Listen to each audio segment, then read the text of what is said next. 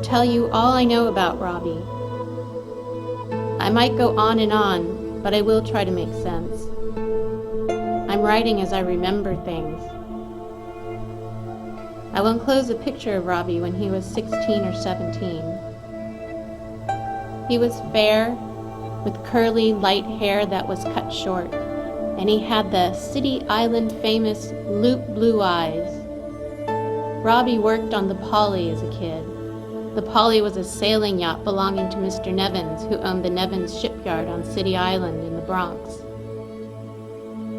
The Nevins shipyard built many warships during the Second World War.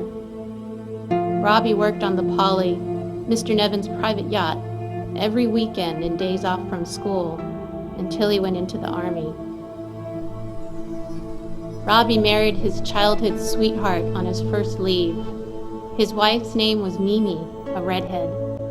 Robbie and Mimi were married 10 days when he was shipped overseas to be killed. What a waste. It affected the family in a very bad way. U.S. Army soldiers were crossing a field. Everyone went okay, but Robbie was carrying a mortar gun which made him heavier than the others. When he stepped on the landmine, it blew him up. Robbie was missing in action for years, but no remains had been found. Robbie's younger brother, Clint, who was also serving in the Army, found out about his older brother while overseas. Robbie was a fun-loving, sensitive, caring young man. In June of 1949, Robbie's dad and his sister Marie received a letter asking them what they would like to do with Robbie's remains.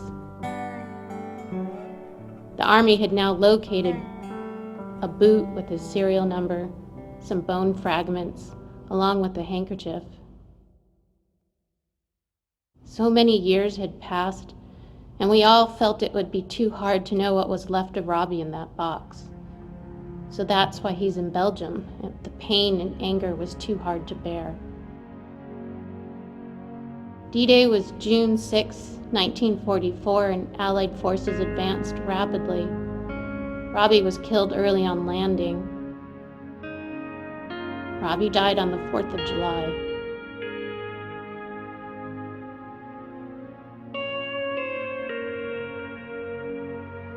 Robbie's wife remarried and had some children. She moved to New Jersey.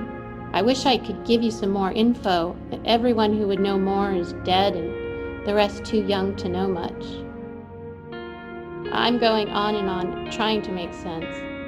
Hope you can define all this.